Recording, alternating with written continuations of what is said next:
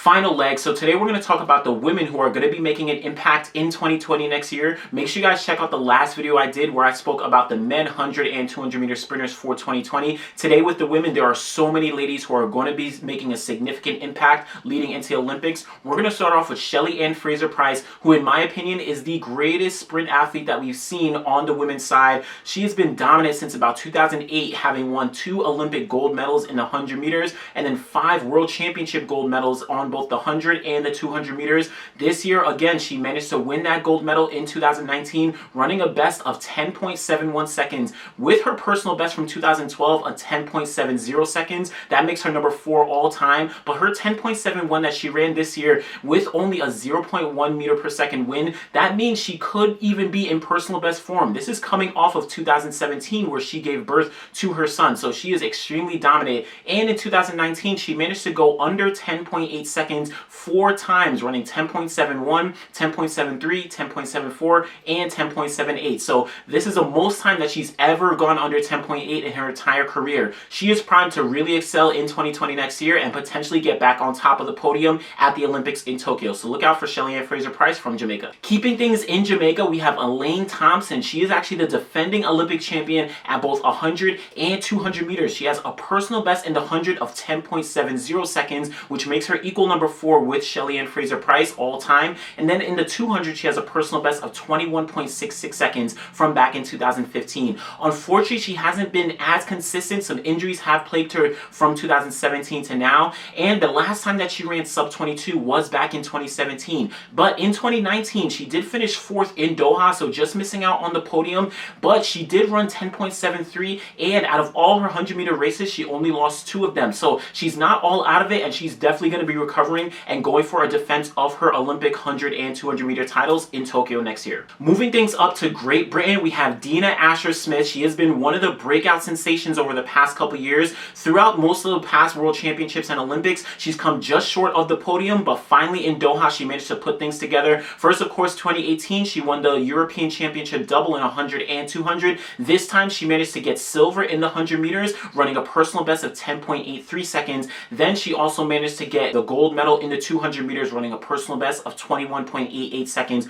both in Doha here. So she is really primed to go for a spot on the podium in Tokyo next year. She is a 100 meter Diamond League champion, and out of 10 100 meter races, she managed to go sub 11 seconds in 9 of those races. So really great performances from her. She's also the only one aside from Shauna Miller-Weibo this year to have gone under 22 seconds in the 200 meters. So she's definitely going to be one to look out for and challenging for a top spot on the podium next year. Moving over to the United States here, we have another name, Sha'Carri Richardson from the United States. She has been one of the breakout sensations from this season. She didn't run that well indoors, did really good outdoors, and then she really broke out at that NCAA championships, managing to run 10.75 seconds, making her number 9 all time in the 100 meters, breaking the world junior record in the event as well. In addition, in that 200 meters, she only came second at NCAA's, but she managed to run 22.17 seconds, which is the number 2 junior time all time, only behind Allison Felix's time from back in 2003. So really great performance from Richardson. She didn't make the US team to Doha, unfortunately, but she showed that she has a lot of potential and is going to be one not only to look out for in 2020, but for the next years as well. So Richardson from the United States. Now let's jump over to the Ivory Coast. We have Marie-Josee Talu. She has also been one of the breakouts from the past couple years, kind of a late bloomer, but she has been extremely consistent. She managed to get silver at both the 100 and the 200 at the London World Championships in 2017. Then she followed it up in Doha this year, getting bronze in the 100 meters. She has a personal best of 10.85 in the 100 meters, which she ran this year in Doha. So really great and really consistent, showing she's going to be a force to be reckoned with in 2020. She also has been extremely consistent in the Diamond League over the past couple years. So Marie-Josee Talu from Ivory Coast, definitely one to keep looking out for. Jumping back to the United States, we have Torie Bowie, the 2017 world champion at 100 meters. Of course, she's been struggling with some injuries, specifically this year and last year, but she's still one to look out for. She has a personal best of 10.78 from 2016. She also at the Olympics in 2016 got silver in the 100 meters, and she got bronze in the 200 meters. So really great performances there. Hopefully going to be going for an upgraded spot on the podium. She has been concentrating on the long jump a little bit and has noted she might be going for the 100 and long jump double in the Olympics next year. She does have personal best in the 100 again of 10.78, and then in the a 200 of 21.77. So she is one of the fastest athletes that we have on the circuit right now, and definitely one to keep looking out for. Now, we can never forget about Dafne Schippers from the Netherlands. She also has been one of the greatest 200-meter runners that we've had in the past couple years. Of course, she previously was a heptathlete, but she moved over to the sprints. In 2015, she managed to get silver in the 100 meters behind Shelly-Ann Fraser-Pryce, and then ran an amazing performance to get the gold medal in the Beijing 200 meter, running 21.63, making her number 4 all-time in the 200 meters,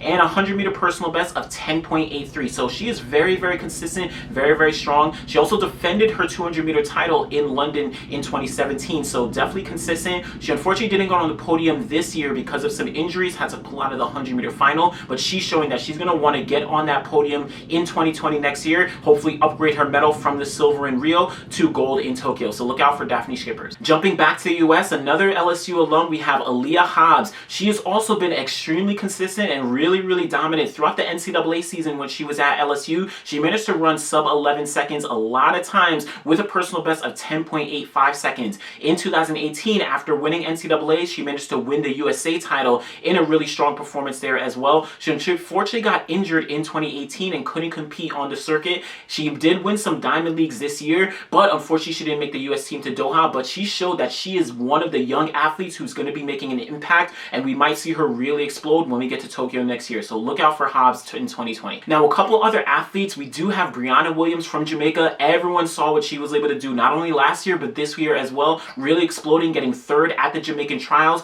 running a world under 18 best of 10.94 seconds. Amazing performance, getting her ticket to Doha. Unfortunately, she ran into some issues throughout the summer that didn't allow her to compete in Doha, but she's going to be back. She's all cleared and definitely going to make an impact next year. Moving over to Switzerland, we have Mujinga Kambundji. She has definitely been consistent on the Diamond League circuit over the past couple years, has a personal best of 10.95 in the 100 and 20.26 in the 200 meters. She managed to get bronze in the 200 meters in Doha this year, so really, really showing that she can compete with some of the best ladies, and definitely one to look out for. Back in the Ivory Coast, we have Muriel Ahoure. She's been one of the most consistent runners in the 100 meters over the past couple years, usually going under 11 seconds every single year. She got 5th in Doha this year, but she does have 2 silver medals from 2013 in both the 100 and the 200 meters. She does also have a personal best of 10.78, so look out for Muriel Ahoure. Teahna Daniels from the United States, coming off the NCAA season, she managed to win the USA Championships, making her spot on the team to Doha this year, and she was the only USA athlete to make it to the final, having finished 7th in that 100 meter final. She has a personal best from this year of 10.99 seconds,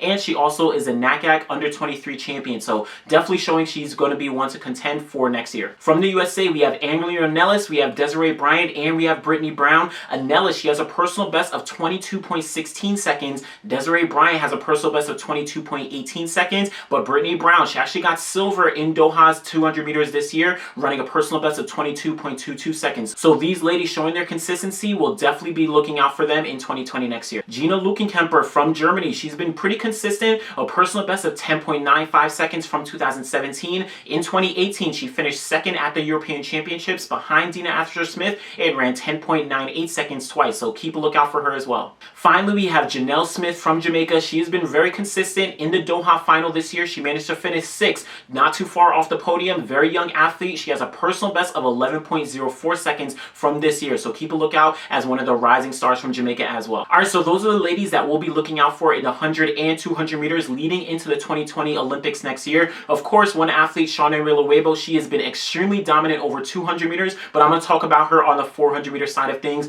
These were the short sprinters we wanted to look out for. Make sure you guys comment below on any ladies you think I missed or some of the ladies that you're looking out for next year. Make sure you guys subscribe to the channel, like the video, and we'll be back again in the next video. Thanks.